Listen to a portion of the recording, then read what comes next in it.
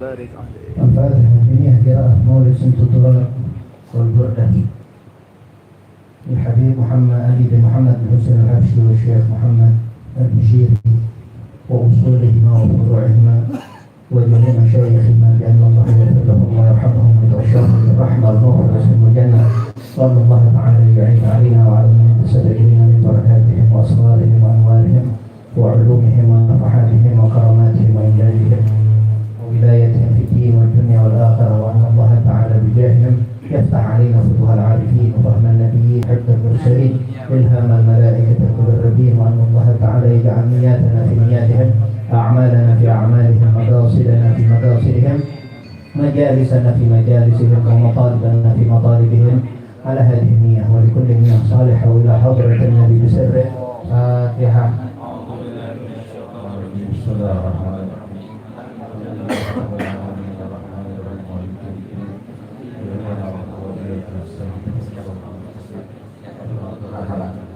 Ya. Jemaah yang mari sama-sama kita ikuti pembacaan riwayat Maulid Nabi Muhammad SAW yang akan dipimpin oleh Habib Saleh bin Muhammad Bagir Al-Atos. Sebelum itu kami menghimbau kepada seluruh jemaah yang kiranya masih merokok, mohon untuk dimatikan selama pembacaan riwayat Maulid berlangsung lagi. Bagi jamaah yang merasa masih merokok di area tempat acara, mohon untuk dimatikan sementara waktu sampai selesai pembacaan riwayat Maulid. Kepada Habib Al-Mahbub Al-Habib Saleh bin Muhammad Bagir Al-Atos, pada beliau kami persilakan. Sallallahu Nabi Muhammad. Inna Allaha wa malaikatahu yusholluna 'alan nabi ya ayyuhalladzina amanu shallu 'alaihi wa sallimu taslima. Allahumma salli wa sallim wa barik 'alaihi ya Rabbi salli 'ala Muhammad ya Rabbi salli 'alaihi wa sallim.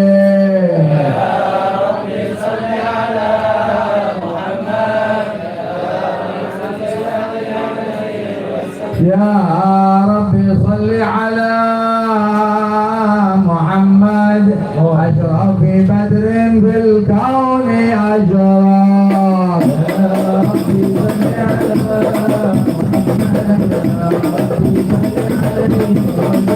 يا رب صل على محمد أكرم داع يدعو إلى الحق.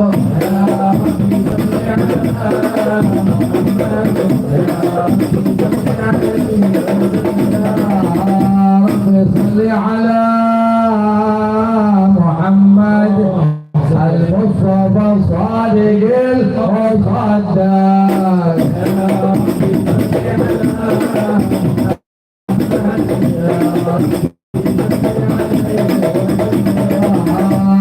صل على محمد أحلى الورى منطقا وعصرا.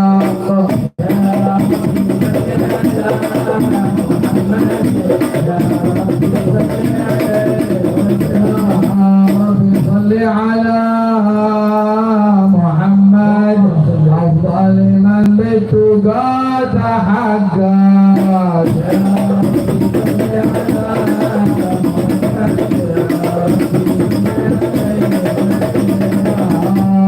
صل على محمد من بالسخاء والوفاء تخلق.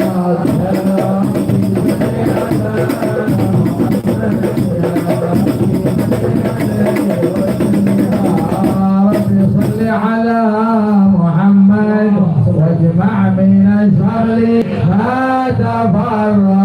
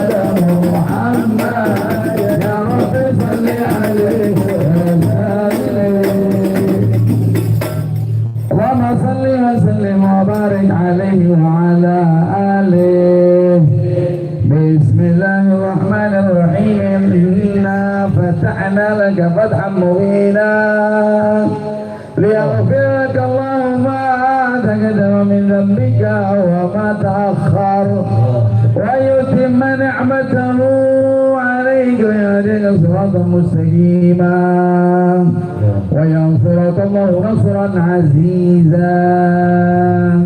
لقد جاءكم رسول من أنفسكم عزيز عليه ما عنتم حريص عليكم بالمؤمنين رؤوف رحيم. صلى الله عليه. فإن تولوا فقل حسبي الله لا إله إلا هو عليه توكلت وهو رب العرش العظيم.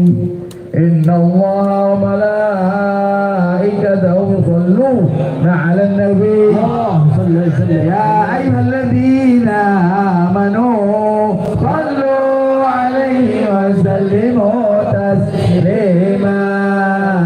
الله اللهم صل وسلم وبارك عليه وعلى آله. بسم الله الرحمن الرحيم. الحمد لله القوي سلطانه الواضح برهانه نصب بالوجود كرمه احسانه تعالى مجد وعظم شأنه خلق الخلق الحكمة وتوى عليها علما وبسط له من فائض المنة ما جرت به بأقداره القسمة صلى الله عليه فأرسل إليه مشرف خلقه وجل عبيده الرحمة تعلقت إرادة الله في خلق هذا العبد المحبوب وانتشرت آثار شرفه في عوالم شهادته والغيوب فما أجل هذا المن الذي تكرم به المنان وما عظم هذا الفضل الذي برز من حضرة الإحسان صورة كاملة ظهرت في هيكل المحمود فتعطرت بوجود أنف الوجود وطرزت برد العوالم بطراز تكريم اللهم صل وسلم واشرف الصلاة والتسليم على سيدنا ونبينا محمد الرؤوف الرحيم اللهم صل وسلم وبارك عليه وعلى آله اللهم صل وسلم اللهم صل وسلم وبارك عليه وعلى آله تجلى الحق في عالم بذل الواسع تجليا رضا بانتشار فضله بالقريب والشاسع صلى الله عليه فله الحمد الذي لا تنحصر أفراده بتعداد ولا يمل التقرار بكثرة ترداد حيث أبرز من عالم الإمكان صورة هذا الإنسان صلى الله عليه ليتشرف بوجود الثقلان وتنتصر أسراره في الأكوان فما من سر اتصل به قلب منيب إلا من سوى بغض الله على هذا الحبيب يا لقلب سرور قد ولد حبيب عم لنا من والا جل من شرف الوجود بنور غمر الكون بحجة وجمالا قد ترقى بالحسن على مقام وتناهى في مجد وتعالى لاحظته العيون في مجزلته بشرا كاملا يزيح ضلالا وهو من فوق علم ما قدر عن رفعة في شؤونه وكمالا فسبحان الذي أبرز من حضرة الامتنان ما يعجز عن وصفه اللسان ويحال في تعقل معانه الجنان انتشر منه في عالم البطون والظهور ما ملأ الوجود الخلق ينور فتبارك الله من إله كريم بشرت آيات بذكر الحكيم ببشارة لقد جاءكم رسول من أنفسكم عزيز عليه ما عنتم حريص عليكم بالمؤمنين رؤوف رحيم فمن فاجأ هذا البشارة وتلقاها بقلب سليم فقد هدي إلى صراط مستقيم اللهم صل وسلم واشرف الصلاة وتسليم على سيدنا ونبينا محمد الرؤوف الرحيم اللهم صل وسلم وبارك عليه وعلى آله القلب متيم بطه النبي يا نبي وصلى وسلم على طه النبي يا نبي نبينا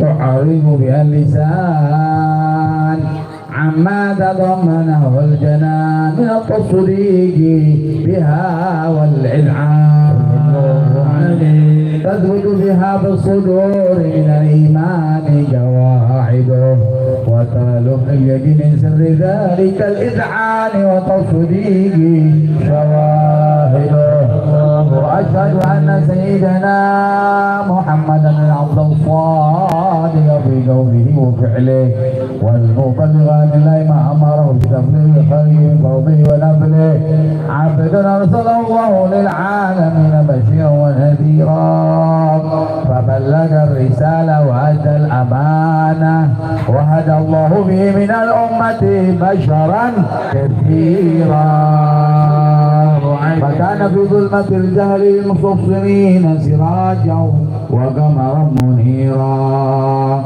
فما أعظمها من منة ذكرم الله بها على البشر وما وسعها من نعمة انتشر سرها في البحر والبحر. صلى الله عليه وسلم. اللهم صل وسلم بأجل الصلوات وأجمعها وأزكى التحيات وأوسعها على هذا العبد الذي وفى بحق العبودية وبرز فيها بخلعة الكمال وقام بحق ربوبيته في مواطن الخدمة لله وأقبل عليه غاية الإقبال. صلاة يتصل بها روح المصلي عليه به فينبسط بقلبه نور سر التعلق به وحبه ويكتب بها بعناية الله بحزبه وعلى آله وصحبه الذين تكوا صحوة المجد بقربه وتفيأوا ظلال الشرف العصري بوده وحبه ما عطر الأكوان بنسر ذكراهم نسيم. اللهم صل وسلم أشرف الصلاة والتسليم على سيدنا ونبينا محمد الرؤوف الرحيم. اللهم صل وسلم وبارك عليه. اللهم صل وسلم وبارك عليه وعلى آله. ومنذ علق بهذه الذرة المكنونة والجوهرة المصونة والكون كله يصبح ويمسي في سرور وابتهاج بقرب ظهور إشراق هذا السراج والعيون متشوفة إلى بروده متشوقة إلى ارتقاط جواهر كنوزه وكل دابة غيش نطق بفصيح العبارة معلنة بكمال البشارة وما من حمل في ذلك العام إلا أتى بحملها بغلام من بركات وسعادة هذا الإمام. ولم تزل الأرض والسماوات متضخمة بعطر الفرح ملقاة كأشرف البريات وبروزه من عالم الخفاء إلى عالم الظهور بعد تنقله في البطون والظهور وأظهر الله في الوجود فحش التكريم وبسط في العالم الكبير مائدة التشريف والتعظيم ببروز هذا البشر الكريم. اللهم صل وسلم أشرف الصلاة وتسليم على سيدنا ونبينا محمد الرؤوف الرحيم. اللهم صل وسلم وبارك عليه وعلى يا سيدي يا رسول الله يا من له الكون عند الله إن المسلمين قد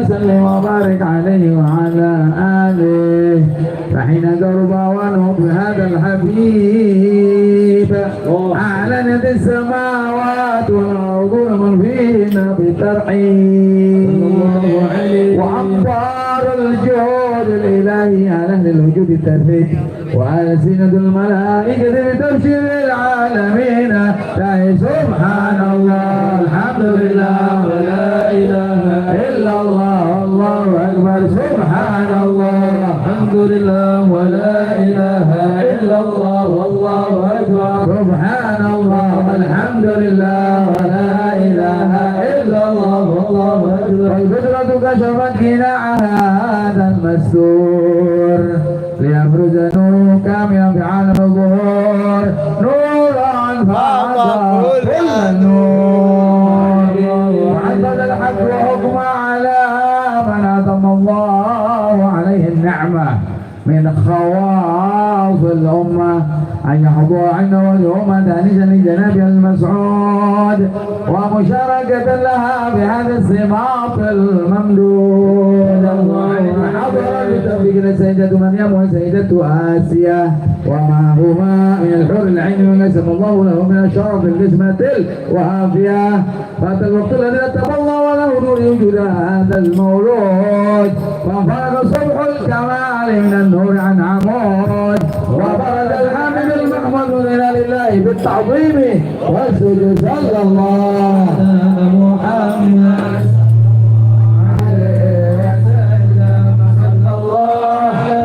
محمد صلى الله عليه وسلم يا نبي سلام عليك يا رسول الله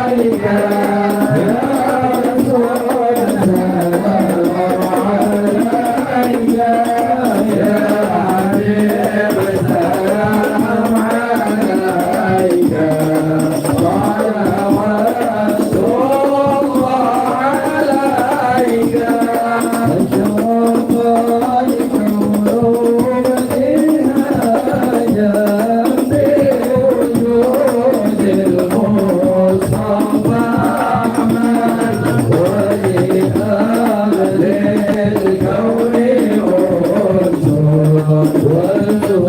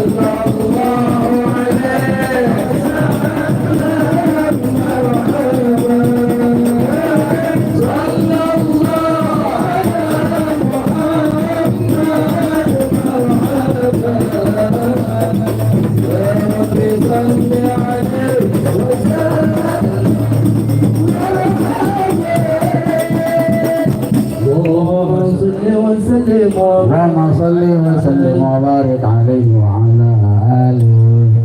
ولقد اتصف صلى الله عليه وسلم من محاسن الأخلاق بما تضيق عن كتابة بطون الأوراق.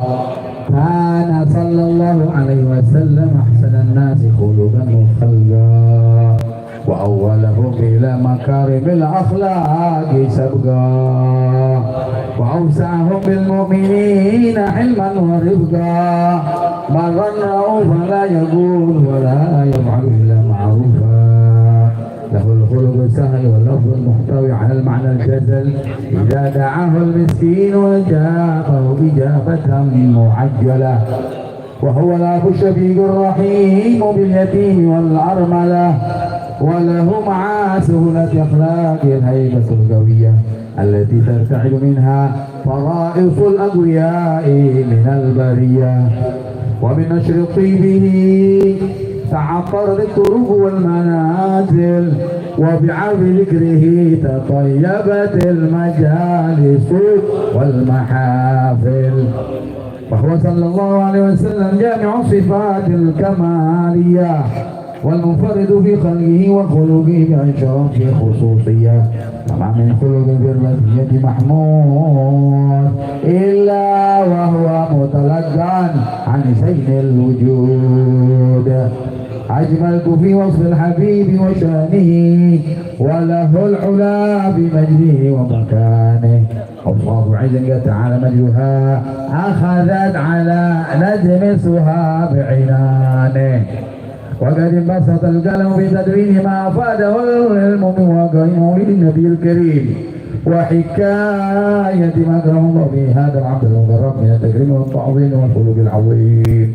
فحسن مني أن أمسك عنب الأقلام في هذا المقام وأقرأ السلام على سيد الأنام. السلام عليك أيها النبي ورحمة الله وبركاته. السلام عليك أيها النبي ورحمة الله وبركاته. السلام عليك أيها النبي ورحمة الله وبركاته. وبذلك يصل ختم كما يصل التكبير فعليه أفضل الصلاة والتسليم. اللهم صل وسلم أشرف الصلاة والتسليم على سيدنا ونبينا محمد الرؤوف. اللهم صل.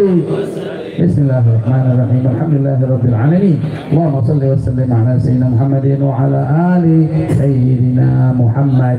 ولما نظم الفكر من دراري أوصاف المحمدية وجودا توجهت إلى الله متوسلا لسيدي وحبيبي محمد صلى الله عليه وسلم أن يجعل سعي فيه مشهورا وفعلي فيه محمودا وأن يكتب عملي بالأعمال المقبولة وتواجهي بالتوجيهات الخالصة والصلات الموصولة. اللهم يا من إليه تتوجه الأعمال وتعود ظافرة وعلى باب عزته تحط الرحال فتغشاها منه الفيوضات الغامرة. نتوجه إليك بأشرف الوسائل يديك سيد المرسلين عبدك الصادق الأمين سيدنا محمد الذي عمت رسالته العالمين. أن تصلي وتسلم على تلك الذات الكاملة مستودعي أمانتك وحفيظ سرك وحامي راية دعواتك الشاملة. الأب الأكبر المحبوب لك والمخصص بشرف الأفخار في كل موطن من مواطن القرب والمظهر قاسم إمدادك في عبادك وساجد رؤوس إرشادك لأهل بلادك سيد الكونين وأشرف الثقلين العبد المحبوب الخالص المخصوص منك بأجل الخصائص اللهم صل وسلم عليه وعلى آله وأصحابه وأهل حضرة كرامه من أحبابه اللهم إنا نقدم إليك جهاد النبي الكريم ونتوسل إليك بشرف مقامه العظيم أن تلاحظنا بحركاتنا وسكناتنا بعين عنايتك وأن تحفظنا في جميع أطوارنا وتقلباتنا بجميع عايتك وعظيم رقايتك وأن تبلغنا من شرف القرب إليك وإلى هذا الحبيب غاية آمالنا وتتقبل منا ما تحركنا به من نياتنا وأعمالنا تجعلنا بعظمة هذا الحبيب من الحاضرين وبطرائق اتباعه من السالكين ولحقك وحقه من المعادين ولعهدك من الحافظين اللهم إن لنا أطماعا برحمتك الخاصة فلا تحرمنا وظنونا جميلة هي وسيلتنا إليك فلا تخيبنا آمنا بك وبرسولك وما جاء به من الدين وتوجهنا به إليك مستشفعين أن تقابل المذنب منا بالغفران والمسيء بالإحسان والسائل بما سأل والمؤمل بما أمل وأن تجعلنا ممن نصر هذا الحبيب ووازره وولاه وظهره وعم ببركته وشرية أولادنا ووالدينا وأهل قدرنا ووادينا وجميع المسلمين والمؤمنين والمؤمنين في جميع الجهات وأدم راية دين القوي جميع الأوطان منشورة ومعالم الإسلام والإيمان بأهلها معمورة معنا وصورة واكشف اللهم كربة المكروبين واقضي إلينا المدينين المذنبين وتقبل توبة التائبين وانشر رحمتك على عبادك المؤمنين أجمعين واكفي شر المعتدين والظالمين وابسط العدل بولاة الحق في جميع النواحي والأمطار وأيدهم بتأييد من عندك ناصر على المعاندين من المنافقين والكفار واجعلنا يا رب في الحصن الحصين من جميع البلايا وفي الحرز المكين الذنوب والخطايا وأدمنا بالعمل بطاعتك وصدق بخدمتك قائمين وإذا توفيتنا فتوفنا مسلمين مؤمنين واختم لنا منك بخير أجمعين وصل وسلم على هذا الحبيب المحبوب للأجسام والأرواح والقلوب على آله وصحبه المنصور وآخر دعوانا عن الحمد لله سبحان ربك رب العزة عما يصفون سلام Fatihah. A'udzubillahi Bismillahirrahmanirrahim. Alhamdulillahi rabbil alamin arrahmanir rahim maliki yaumiddin iyyaka na'budu wa iyyaka nasta'in ihdinas siratal mustaqim siratal ladzina an'amta 'alaihim ghairil maghdubi 'alaihim waladdallin amin. Rabbana taqabbal minna innaka antas samiul 'alim wa tub 'alaina innaka antat tawwabur rahim. Ya farijal ham ya kashifan wa ya man yabdi wa firham dawam fiha subhanallahi wa ta'ala fiha salam wa akhiru da'wana alhamdulillahi rabbil alamin. Alhamdulillah rabbil alamin. Telah sama-sama kita ikuti pembacaan riwayat Maulid Nabi besar Muhammad sallallahu alaihi wasallam. Mudah-mudahan salawat yang kita baca senantiasa dibalas langsung oleh Rasulullah sallallahu alaihi wasallam dan telah kita mendapat syafaatul uzma di hari kiamat nanti, amin ya rabbal alamin. Ahlan wa sahlan, kami ucapkan selamat datang kepada Fadilatul Habib Hamid bin Syekh Al-Haddad, Fadilatul Ustaz Kiai Haji Alwi Rasid bin Haji Abdullah Syafi'i, Kiai Haji Ahmad Refi Fahrul Afifi MA. Beranjak ke acara berikutnya ialah doa akikah atas nama Syarifah Maulidah Arli Rahman bin Arif Rahman dan Ananda Arza Kafabilah dari Rizkia bin Deden Mulyana. Untuk doa akikah kami mohonkan kepada Fadilatul Ustaz Kiai Haji Alwi Rashid bin Kiai Jabir Wasafi. Kepada beliau waktu dan tempat kami persilakan. Sallu ala Nabi Muhammad. Allahumma shalli wa sallim.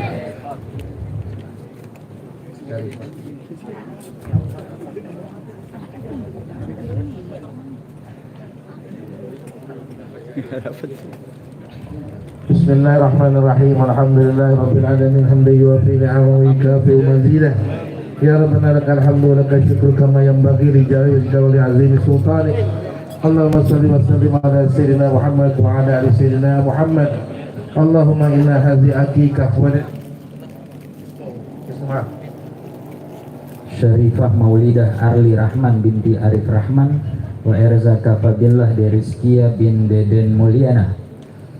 فتقبلها كما تقبلت من محمد وآل محمد عليه السلام ورحمة الله وبركاته، واجعلهما سالما في أخلاقه واتباعه، واحفظه من آفات الدنيا والآخرة، وآمنه من جميع مخاوف ليلا ونهارا يا أرحم الراحمين. ووسع عليه فضلا منك من العلوم والأرزاق يا خير الواسعين، وصيره مطيعا لك ولرسولك وتولى أمره يا رب العالمين، واعتقه من رزق سواك من المخلوقين. اللهم خلص في ظاهر مواقفه ولا تجعله جبارا عصيا، وسلم عليه من يوم ولادته إلى بعد الممات بفضلك العظيم. وصلى الله على سيدنا محمد وعلى آله وصحبه أجمعين، والحمد لله رب العالمين. سر الفاتحة.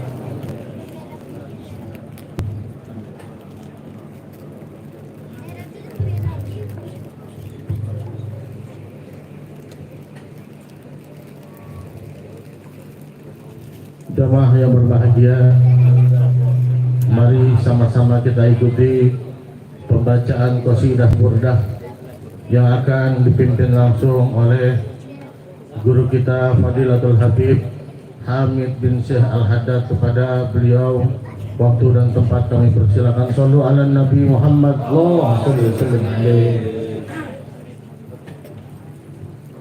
الفاتحة لسيدنا وحبيبنا وشفيعنا وقرة أعيننا مولانا محمد صلى الله عليه وسلم الأرواح بني إخواننا الأنبياء المرسلين وآل كلمة والصحابة أجمعين فجزاهم الله بإحسان إلى الدين.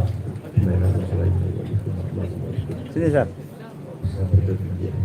الإمام شرف الدين الجوزي محمد سيد البشيري من لدى الشيخ عبد الرحمن وفقنا بالله والحمد ويعزز الجنة فإننا بركاته وأسراره وأنواره وعلمه وأنواره في الدين والدنيا والآخرة. الفاتحة. أعوذ بالله من الشيطان الرجيم. بسم الله الرحمن الرحيم. الحمد لله رب العالمين الرحمن الرحيم مالك يوم الدين. إياك نعبد وإياك نستعين اهدنا الصراط المستقيم. الذين أنعمت عليهم غير المغضوب عليهم ولا الضالين آمين.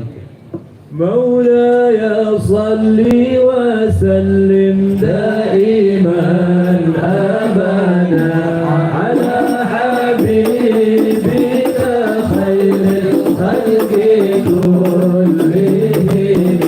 آمين تذكر جيران بالسلام ما تجتدى مع الكرم مقلة بدم أم هبت الريح من تلقاء كاظمة وأومض البرق بالظلمة من ظلمي فمالح إليك إن قلت ما همت ومالك قلبك إن قلت السابق يهدي ما ينتهي الصبر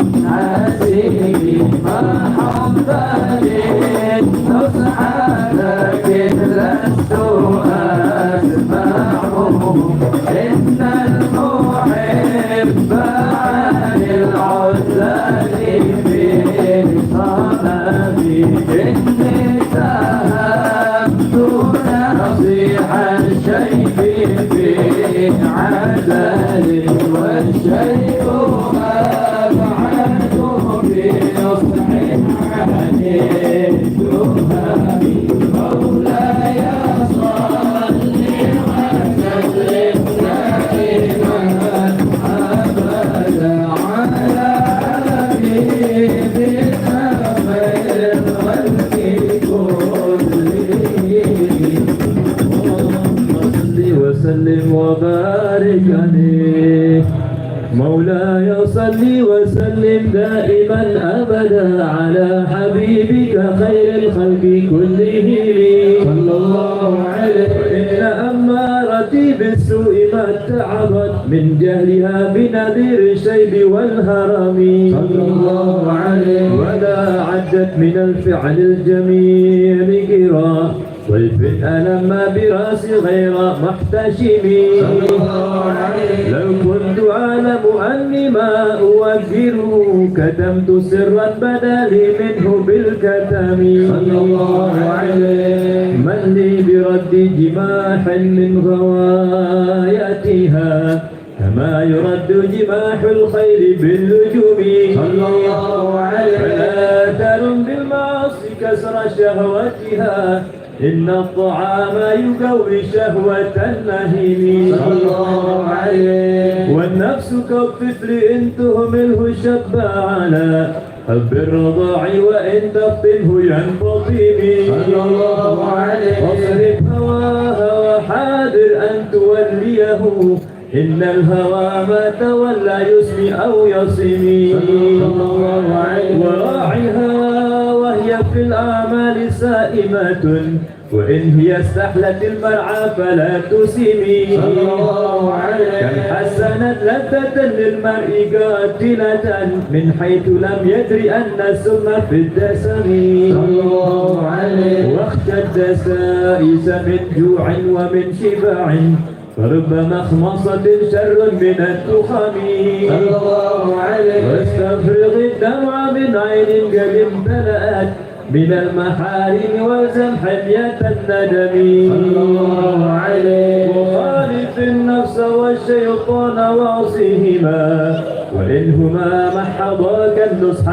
فاتهم صلى الله عليه ولا تطع منهما خصما ولا حكما فأنت تعرف كيد الخصم والحكم صلى الله عليه أستغفر الله من قول بلا عمل لقد نسبت به نسلا لذي عقومي صلى الله عليه أمرتك الخير لكن ما تمرت به وما استقمت فما قولي لك استقمي صلى الله عليه ولا تزودت قبل الموت نافلة ولم أصلي سوى فرض ولم أسمي مولاي صل وسلم دائما أبدا على حبيبك خير الخلق كلهم اللهم صل وسلم وبارك عليه وعلى مولاي صل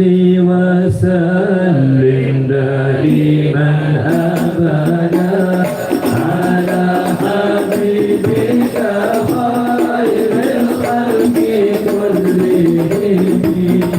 ومنحت سنة من أحيا الظلام فيها أنشتكت وكفاه الضر من ورمي وشتى من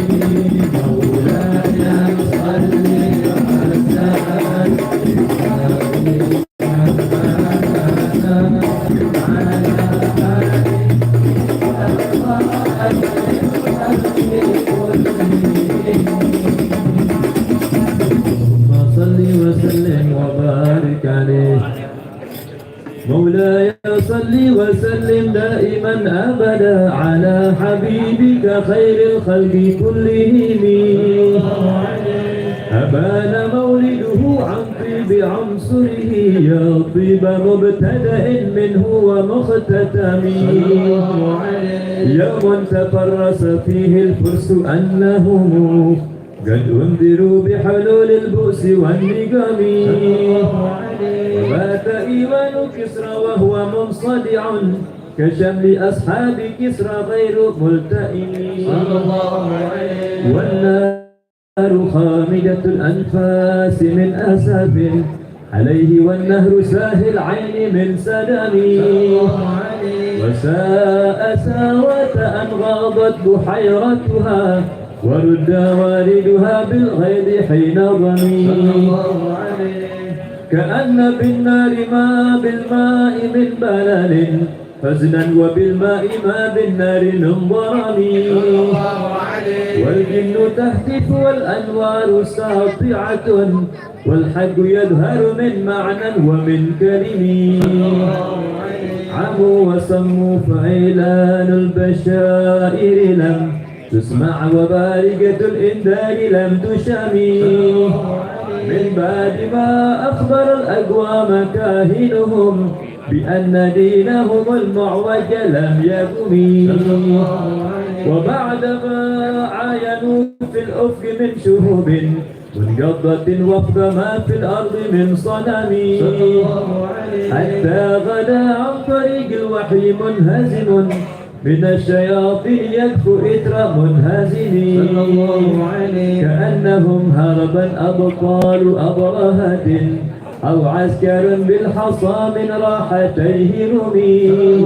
نكتمه بعد تسبيح ببطنهما نبدأ المسبح من أحشاء ملتئم مولاي صل وسلم دائما أبدا على حبيبك خير الخلق كلهم اللهم صل وسلم مولاي صل وسلم دائما أبدا على حبيبك خير الخلق كلهم بدعوته الأشياء سائلة تبكي إليه حالما تبكي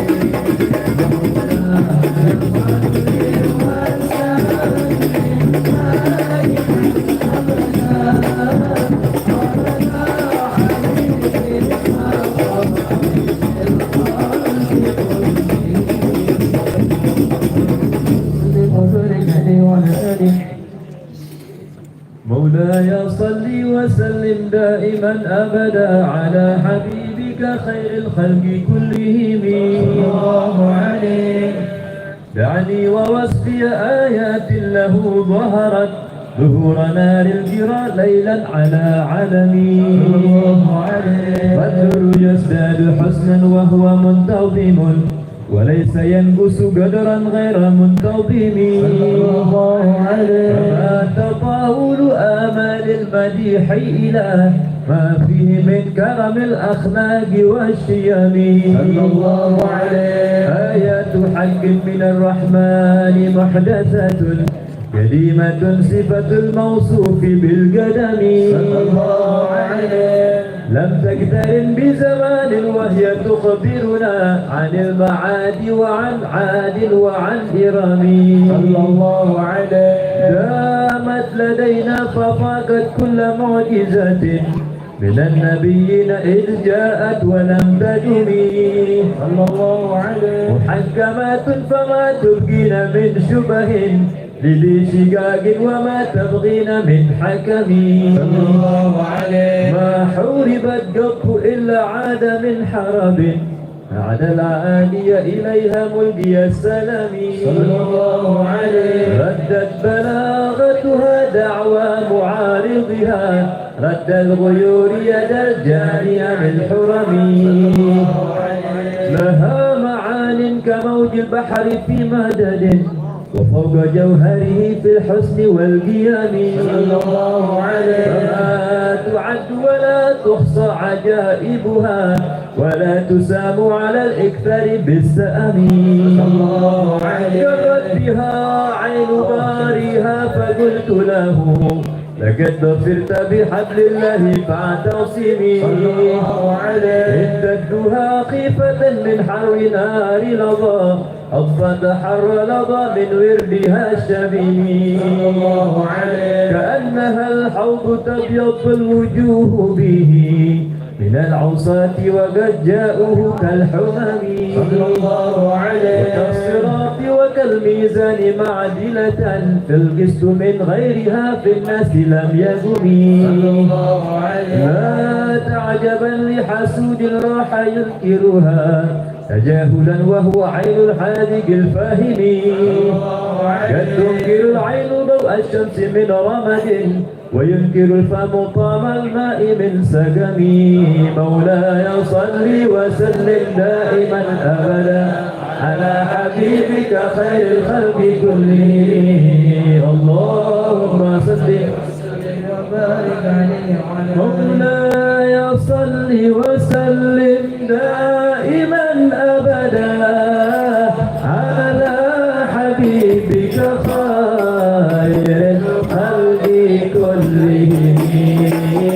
يا خير من يتمنى أكون ساعده داعيا وفوق ملوك العيوب الرسل ومن هو الآية ولا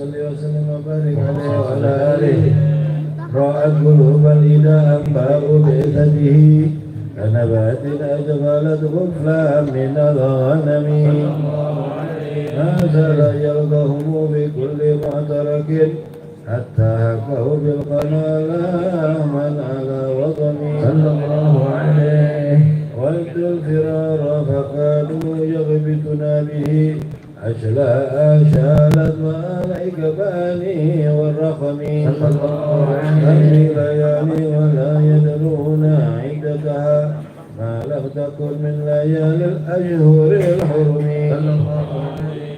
كأنما الذين ضيف نهلا ساعتهم في كل قرم إلى لام غيدا قرم يجر بحر خميس فوق سابحة يرمي بموج من الأبطال ملتقم من كل منتدب لله محتسب يشتو بمستعجل للكبر مستقلم حتى غدت ملة الإسلام وهي بهم من بعد غربتها موصولة الرحم مغفولة أبدا منهم بخير أب وخير بال فلم تيتم ولم تئم هم الجبال فسل عنهم صادمهم ماذا رأى منهم في كل مستدم وسل هنينا وسل بدرا وسل أهدا وصول هدف لهم أدهى من الوخم المسدر البيت همرا بعد ما وردت من العدا كل مسود من الإمام والكاتبين بالسمر الخط ما تركت أقلامهم عرف جسم غير منعجم شاكي سلاح لهم سيما تميزهم والورد يمتاز بالسيمان سلمي تهدي إليك رياه النصر نشره وتحسب الزهر في الأكمام كل كمين كأنه في الظهور الخير نبتر من شدة الهزم لا من شدة الهزم هارت قلوب العدا من بأسهم فرقا فما تفرق بين المهو والبهم صلى الله عليه ومن تكن برسول الله نصرته من تلقاه الأسد في أجامها تجني ولن ترى من الولي غير منتصر به ولا من عدو غير منقسم أهل أمته في هرز ملته كالليث حل مع الأشبال في أجمي كم جدلت كلمة الله من جدل فيه وكم خصم القرآن من خصم يأتي في اليتم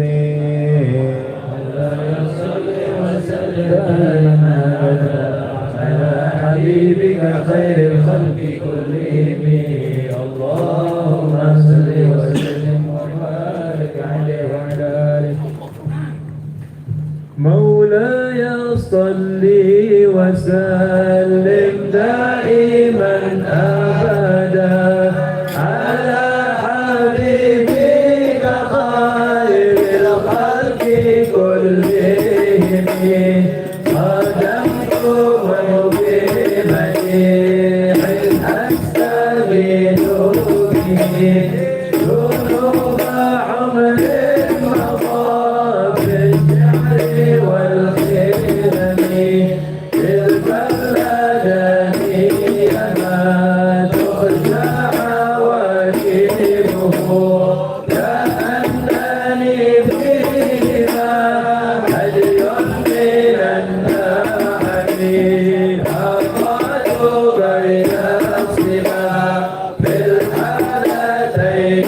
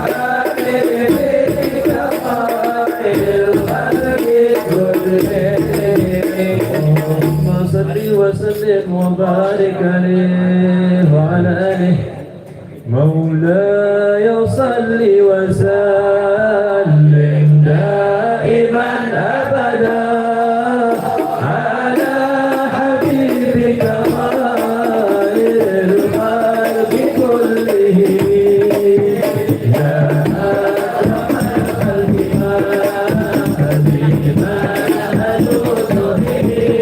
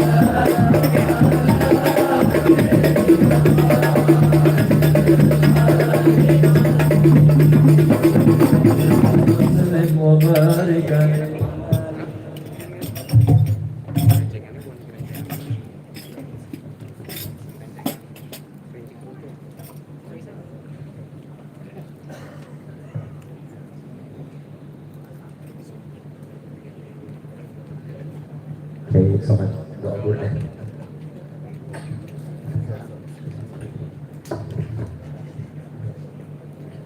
Bismillahirrahmanirrahim. Alhamdulillahirabbil alamin. Hamdan katsiran thayyiban mubarakan fihi ala kulli hal. Hamdan yuwafi ni'amahu wa yukafi'u mazidah. Ya Rabbana lakal hamdu wa lakal syukru kama yanbaghi li jalali wajhikal karim wa li 'azimi sultanik. Allahumma sayyidina Muhammadin al-Fatih lima ughliqa wal khatimi lima sabaqa nasiril haqqi bil haqq wal hadi ila siratikal mustaqim wa ala alihi haqqa qadrihi wa miqdarihi al-'azim.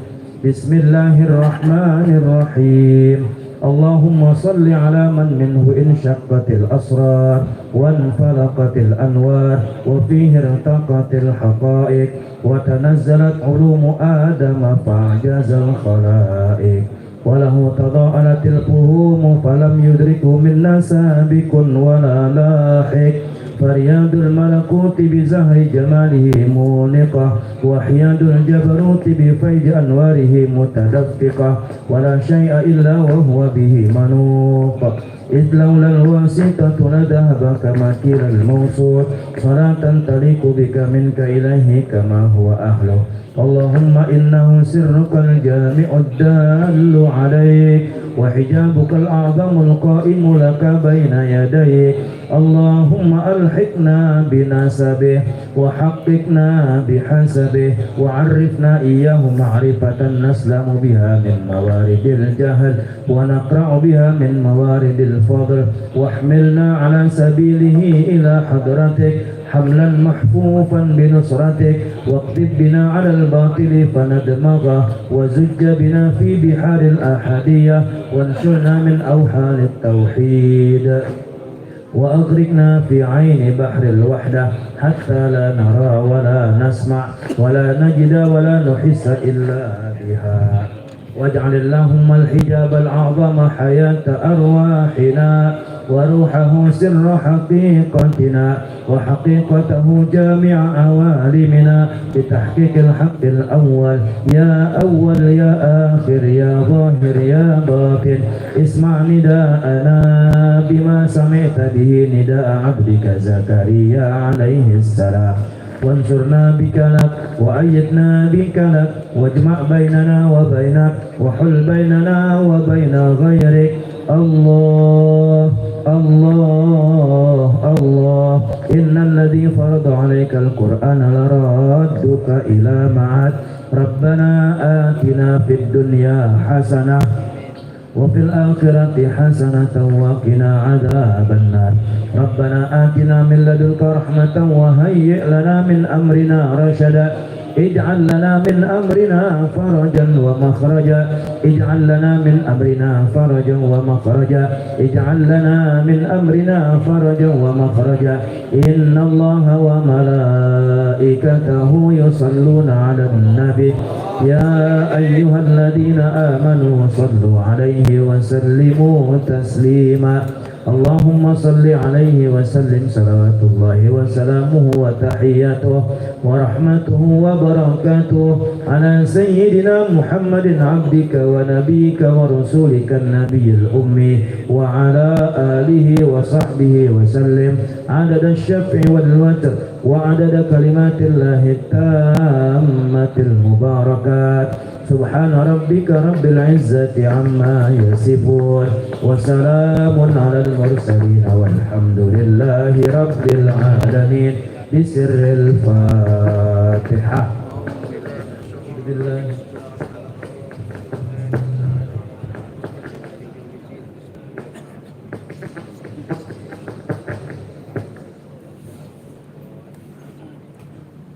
Alhamdulillah, telah sama-sama kita ikuti pembacaan qasidah burdah. Mudah-mudahan apa-apa yang kita baca senantiasa diganjar oleh pahala yang berlipat ganda. Amin ya rabbal alamin. Ahlan wa sahlan wa marhaban pada Fadilatul Habib Ali bin Abdurrahman Al-Habsyi. Jamaah yang berbahagia, beranjak ke acara berikutnya ialah sambutan yang akan disampaikan langsung oleh Khadimul Majelis. Dalam hal ini akan disampaikan langsung oleh Fadilatul Ustaz Zulkifli Marzuki. Kepada beliau waktu dan tempat kami persilakan. Sallu ala Nabi Muhammad. Bismillah, Assalamualaikum warahmatullahi wabarakatuh. Alhamdulillahilladzi ahsana tadbiril kainat wa khalaqal ardina was samawat wa anzala al-ma'a minal mu'sirat wa athaba 'alal a'mali salihat. Wassalatu wassalamu ala sayyidi sadat dzil mu'jizati adh-dhahirat alladhi hasala min nurihi wujudil kainat wa ba'd.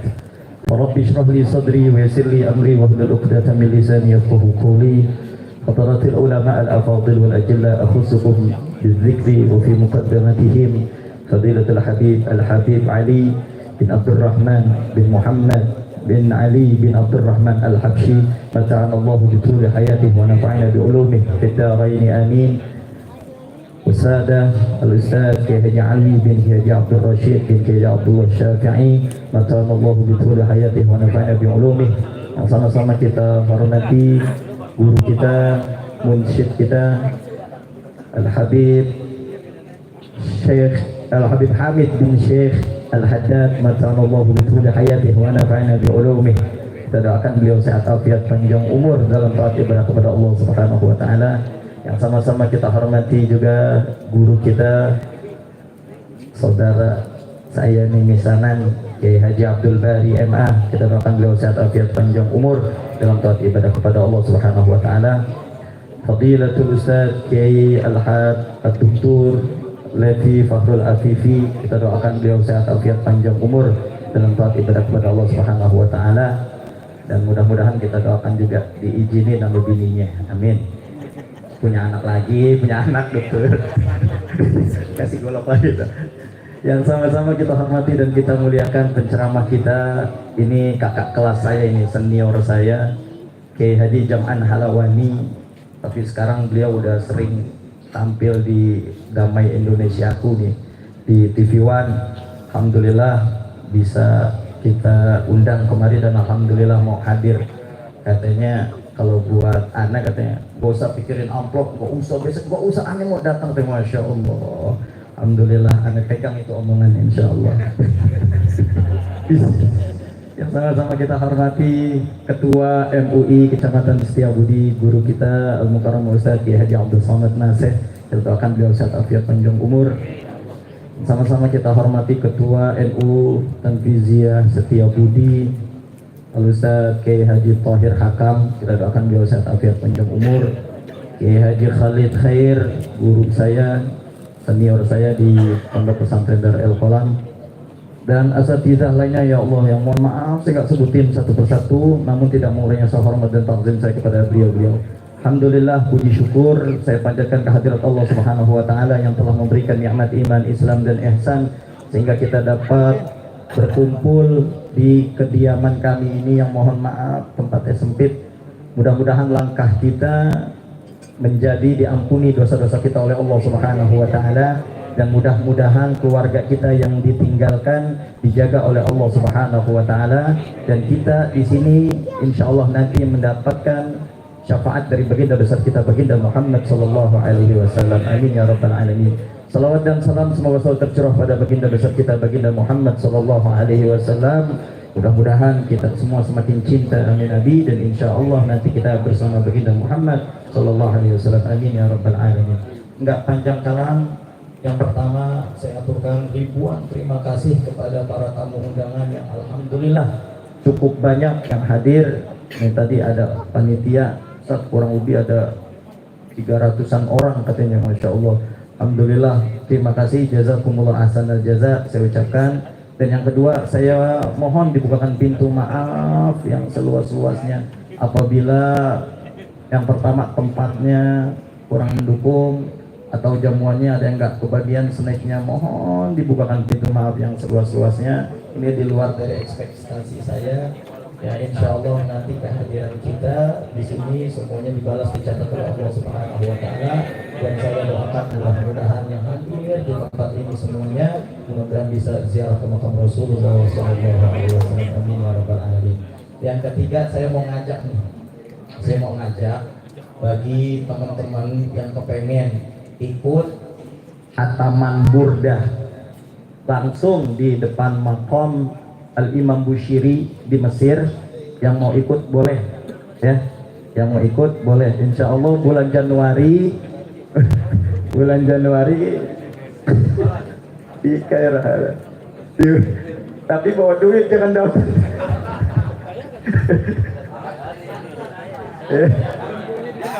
Iya, gratis nganterin kita sampai bandara nggak apa-apa ya.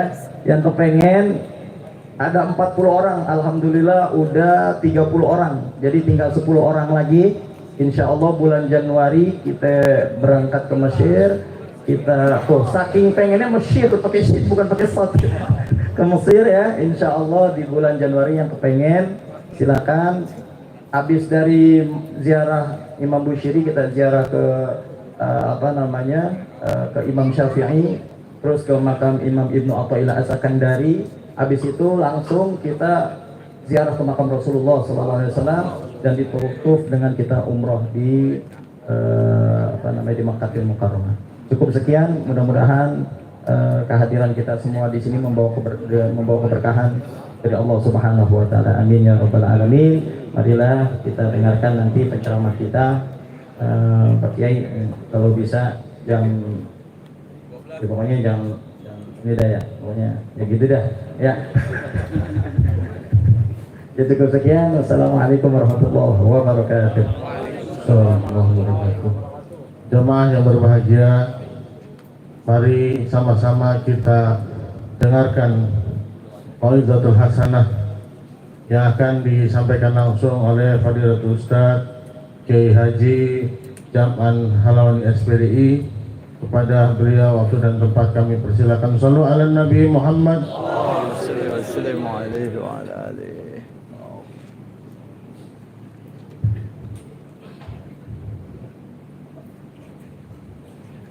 Bismillahirrahmanirrahim. Assalamualaikum warahmatullahi wabarakatuh. Alhamdulillahi tsumma alhamdulillah. Alhamdulillahi rabbil alamin wa huwa rabbul insi wal jinni wal malaikah wa rabbus samawati wal ardh. Asyhadu an la ilaha illallah wa asyhadu anna Muhammadan abduhu wa rasuluh. Allahumma salli ala sayyidina wa habibina wa sayyidina wa maulana Muhammad alladhina hum safat nufusuhum wa tabat qulubuhum wa kanu hum syalikal manshurin. Ma ba'du faqala ta'ala fil Qur'anil Karim a'udzu billahi minasy syaithanir rajim bismillahir rahmanir rahim. La in syakartum la azidannakum wa la in kafartum inna 'adzabi lasyadid. وقال أيضا إن من أزواجكم وأولادكم عدوا لكم وقال أيضا إن كنتم خير ما أخرجت للناس تأمرون بالمعروف وتنهون عن المنكر وتؤمنون بالله. Al-ayat. Sadaqallahul Aliyyul Azim. Saya muliakan saya hormati para alim ulama, para kiai, para asyatid, para asyatidat, para abaid, pengurus Al-Habib Ali bin Abdurrahman Al-Habsyi. Yang mudah-mudahan Allah selalu sehatkan beliau, menjadikan beliau orang yang dimuliakan oleh Allah Subhanahu wa Ta'ala dunia maupun akhirat. Kiai Haji Ali Al-Habib Hamid bin Syekh Al-Haddad, Kiai Haji Abdul Bari MA, Kiai Haji Abdul Samad selaku Ketua MUI, dan para asyadid, para habaib yang lain yang mohon maaf tidak bisa disebutkan satu persatu namanya, namun insya Allah tidak mengurangi usaha dan takdim saya. Khusus Ustaz Zulkifli, mudah-mudahan Allah berikan keberkahan hidupnya, sehat dunia akhiratnya. Bapak-bapak jamaah yang sama-sama dimuliakan Allah Subhanahu wa Ta'ala.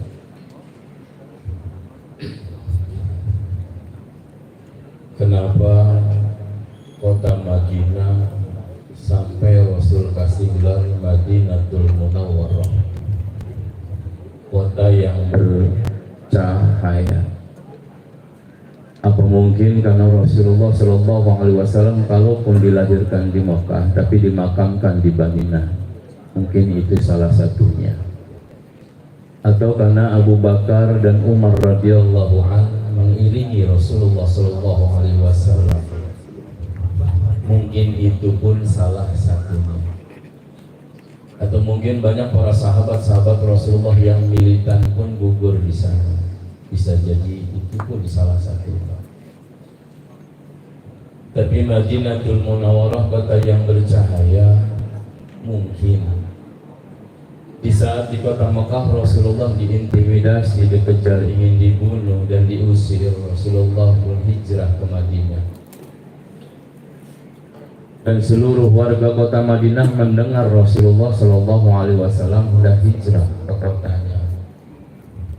Maka kalaupun mereka belum bertemu dengan Rasulullah, belum ngopi bareng Rasulullah, belum ngobrol bareng Rasulullah, tapi ketika mendengar nama Muhammad ingin hijrah ke Madinah, maka ibu-ibu mempersiapkan rumahnya, menyediakan makanannya, anak-anak yang berbukalia, bahkan kaum Ansar menyambutnya dengan tala'al badrunya. Makanya mungkin wajar Madinah disebut dengan Munawwarah karena yang disambutnya adalah nur fawqa nur, syamsun tadru. Yang disambut adalah cahaya di atas cahaya, mataharinya dunia, bulan purnama di antara keindahan gegap gempitanya dunia. Jadi Madinatul Munawwarah, kota yang bercahaya, wajar disebut bercahaya karena yang disambut nur fawqa nur. Yang dinanti-nantikan adalah cahaya di atas. Nah, Indonesia ini gak bakal kehilangan cahaya. Sebab hanya di Indonesia aja, se-Indonesia saja, acara apapun kita nyambut Rasulullah. Akekahan pakai maulid enggak? Sunatan? Pindah rumah? Nempatin rumah? Maulidan jelas, Rajaban, Muharraman, Ramadan, ngawini, nyerein. Nah, Indonesia apapun menyambut Rasulullah SAW. Makanya saya berani ngomong bahwa Indonesia negeri yang memberkahi. Apa yang hajat di Indonesia? Saya tanya, orang Hong Kong datang ke Indonesia jadi bos atau jadi kacung?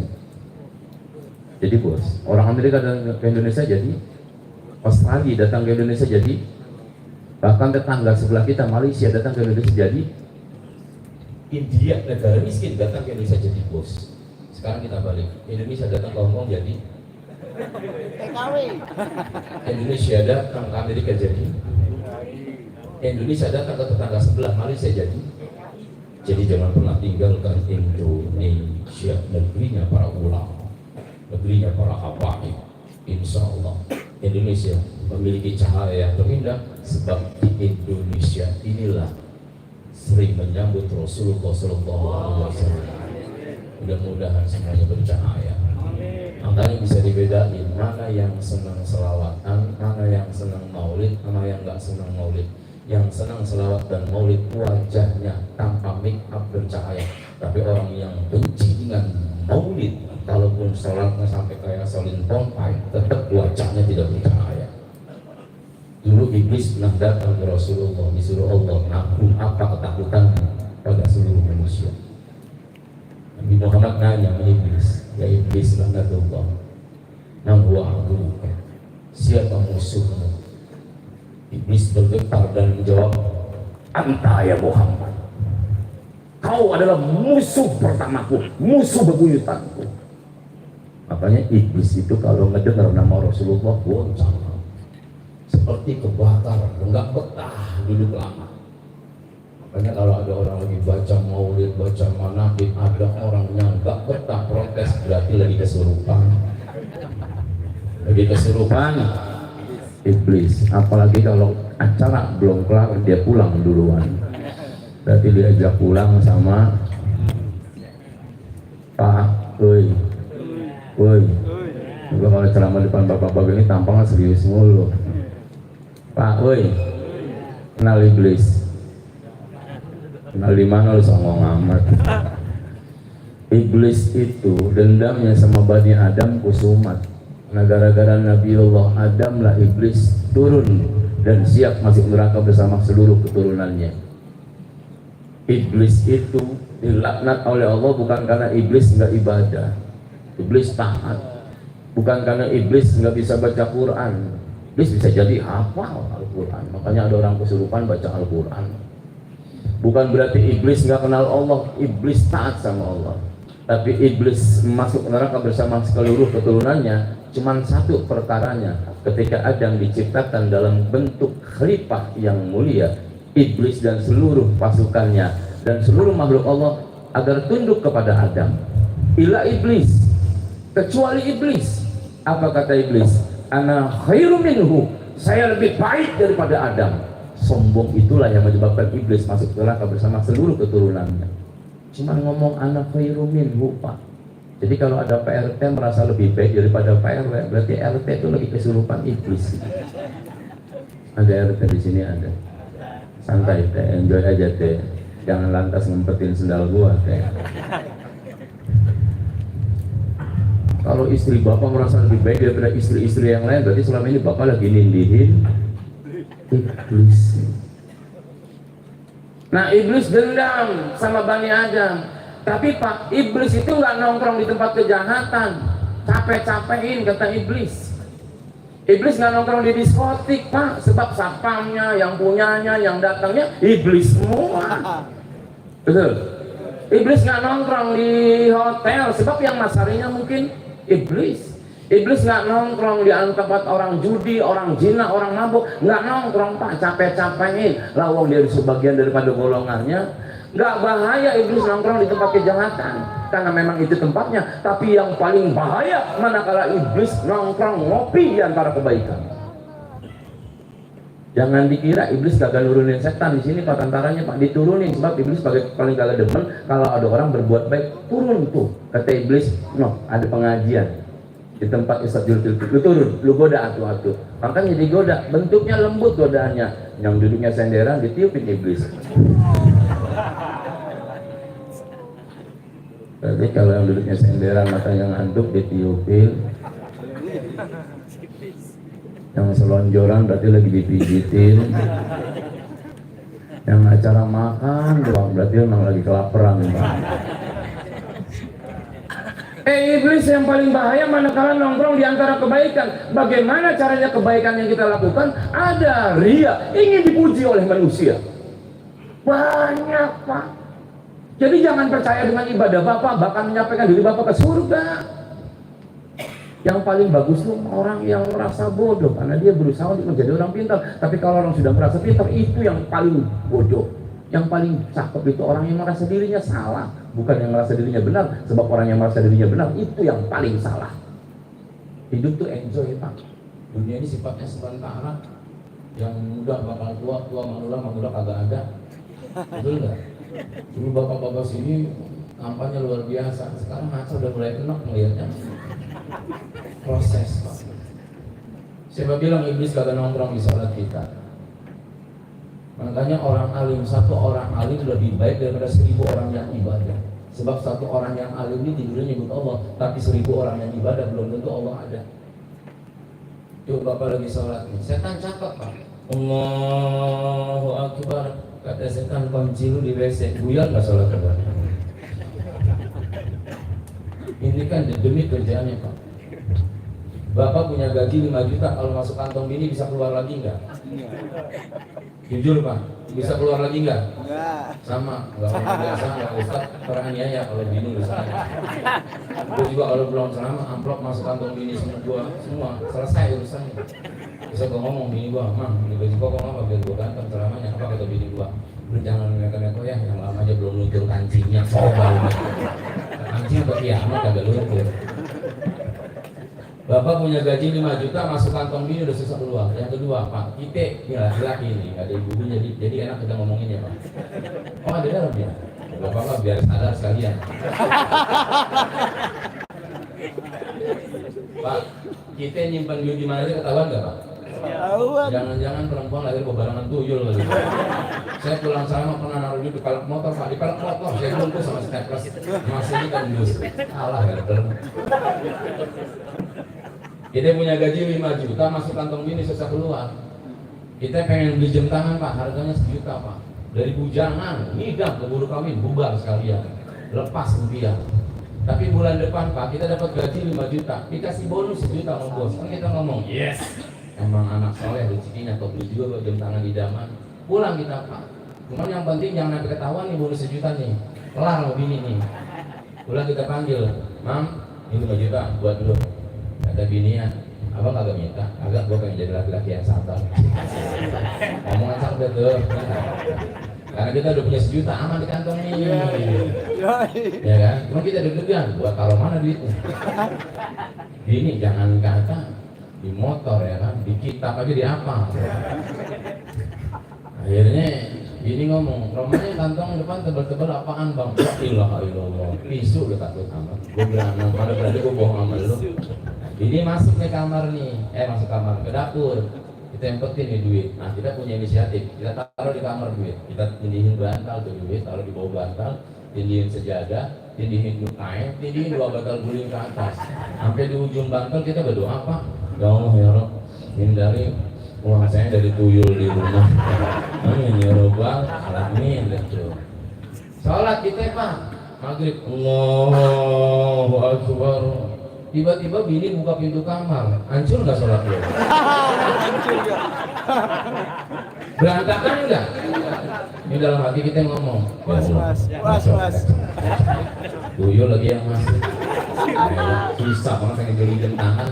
Dapat rekaat kedua, bini teriak, Bang, ini uang di bawah bantal 1 juta punya siapa? Lu nyawa apa lanjut?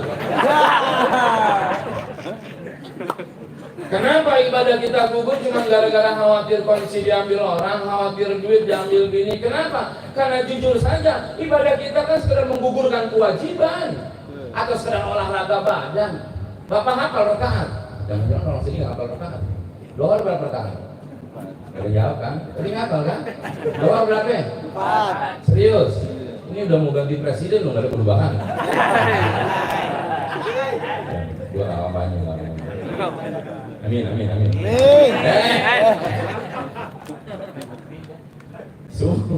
Subuh berapa rakaat? Serius?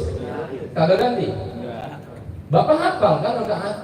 Tapi karena Bapak sholatnya separuh hati, belum lillah, masih terasa lelah, masih terburu-buru dengan hal yang berbau duniawi, makanya Bapak nggak hafal rakaat. Bapak kan pernah sholat dohor di rumah, kalaupun sholatnya kalau di rumah tetap istiqomah. Ayatnya kan waqulhu inna kulhu, gitu ya. Subuh kulhu inna kulhu, dohor kulhu inna kulhu, asal kulhu inna deui, kulhu inna masih sawah keneh inna kulhu, bisa tetap istiqomah kulhu inna kulhu. 2011 masih dipertahankan kulhu inna kulhu, sekarang masih kulhu inna aja, nggak apa-apa, itu sudah dibaca. Tapi rakaat apa ya apa? Bapak kan pernah sholat dohor di rumah, sami Allahu liman hamidah, 3 atau 4 ya, perasaan dua, katanya apa di luar kepala, tapi Allah kagak ada. Makanya Allah cemburu ketika kita ibadah. Ngomong Bapak cerita kepada istrinya, tapi bicarain orang lain yang lebih cantik mungkin daripada istri. Istri Bapak kan cemburu. Ketika Bapak ibadah, katanya lillahi ta'ala, ngedebatin Allahu Akbar, menyebut asma Allah yang indah. Tapi kenapa sifat kita separuh hati? Kita takut karena uang kita hilang atau jabatan direbut orang. Berarti Allah cemburu. Ketika Allah cemburu, maka Allah kasih ujian karena cemburunya Allah bentuknya sayang. Untung kita mesti ditegur sama Allah. Kalau didiemin istidot, urusan. Cemburunya Allah ngasih ujian, dikasih sakit, biar kita ingat Allah Pak. Diguncang gempa, biar kita ingat Allah. Cianjur, sebelum digoncang gempa, Allah nggak ada. Tapi pas dihajar dengan gempa, baru dari ujung ke ujung cuma teriak Allahu Akbar, Allahu Akbar, Allahu Akbar. Malaikat mengapakkan sayapnya sambil berkata, "Kamana wais ya goblok."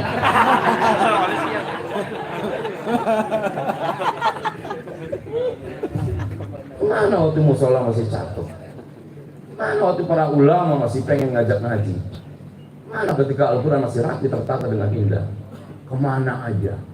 Apa nunggu dihancurkan dulu dunia baru Allah disebut?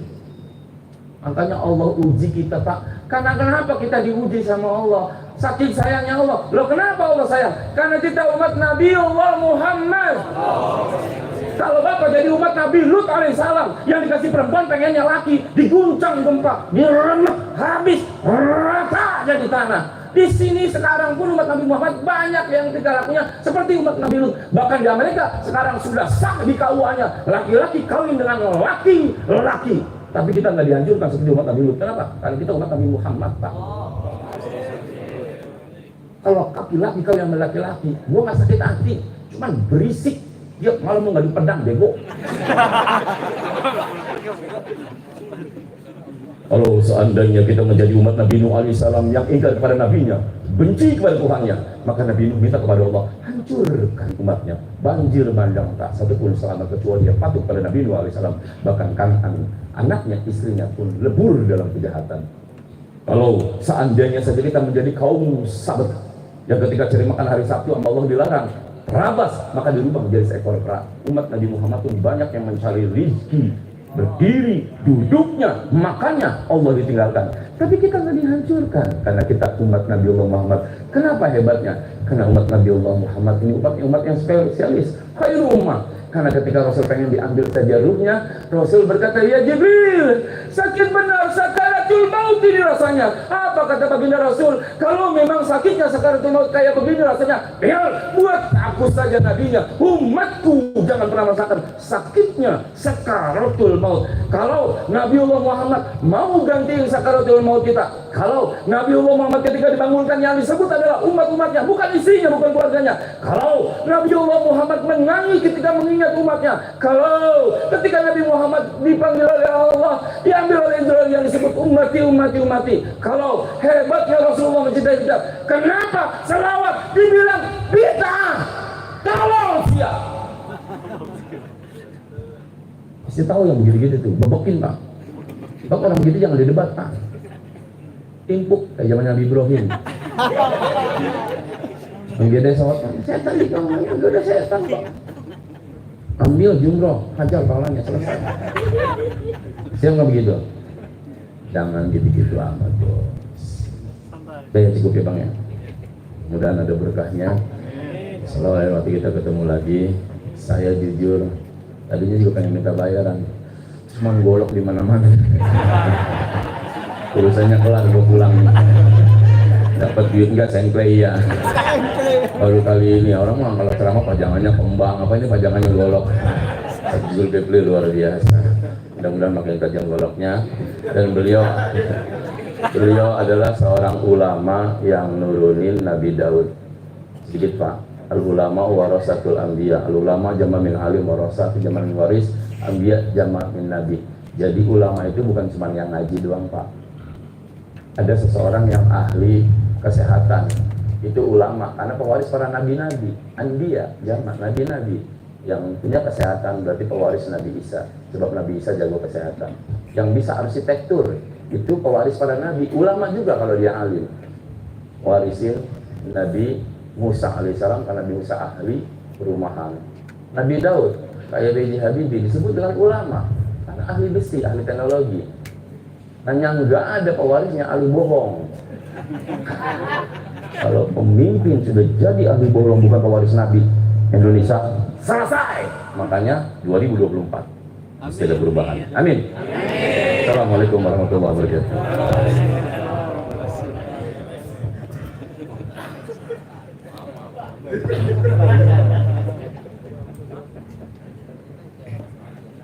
Jazakumullah ahsanal jaza. Kami sampaikan kepada guru kita Bapak Kiai Haji Jam'an Al-Hawani, mudah-mudahan apa-apa yang beliau sampaikan dapat bermanfaat untuk kehidupan sehari-hari kita. Jamaah yang berbahagia, untuk acara berikutnya ialah talqin zikir dan doa penutup. Untuk talqin zikir kami mohonkan kepada Fadilatul Doktor Kiai Haji. Talqin akan dipimpin oleh Habib Ali bin Abdurrahman Al-Habsyi, dan doa kepada Kiai Haji Nevi Fahrul Afifi. Pada beliau waktu dan tempat kami persilakan. Shallallahu alaihi Nabi Muhammad. Qala Rasulullah sallallahu alaihi wasallam, Abdul Mabud wa nabiyyuna min qabli, la ilaha illallah.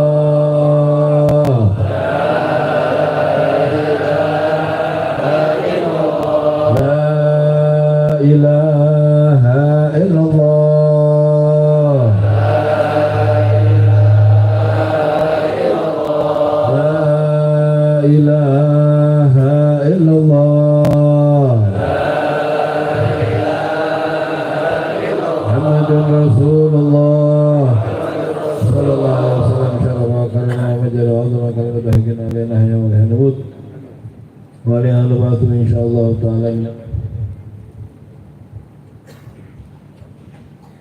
Bismillahirrahmanirrahim. Allahumma shalli ala sayyidina Muhammad wa ala ali sayyidina Muhammad. Allahumma ja'al jam'ana hadza jam'an marhuma wa tafarraqana ba'di tafarraqan ma'suma wa la taj'al fina wa la minna wa la ma'ana shaqiyan wa lahum Allah. Allahumma innaka ta'lamu sirratana wa 'alaniyatana faqbal ma'dhuratana wa ta'ala fi nufusina wa bainana wa lana wa dhunubana wa ta'ammu hajatina fa'tina sunana. Allahumma innaka lahu bi sara'ina fa asliha wa anta lahu bi uyubina fasurha wa anta lahu bi dhunubina faghfirha wa anta lahu bi hawaijina faqdiha ya khairul ghadi ya khairul ghadi ya khairul ghadi. Sallallahu ala sayyidina Muhammadin wa ala alihi walhamdulillahi rabbil alamin. Qabul. Alhamdulillah, dengan ditutupnya doa penutup tadi selesai sudah rangkaian peringatan Maulid pada malam hari ini. Kami atas nama pembawa acara mohon dibukakan pintu maaf yang seluas-luasnya, terkhusus kepada para tetangga dan para pengguna jalan yang apabila selama berlangsungnya acara ini mengganggu istirahat dan lain sebagainya. Kami sekali lagi mohon dibukakan pintu maaf yang seluas-luasnya hadanallahu wa iyyakum ajmain. Assalamualaikum warahmatullahi wabarakatuh.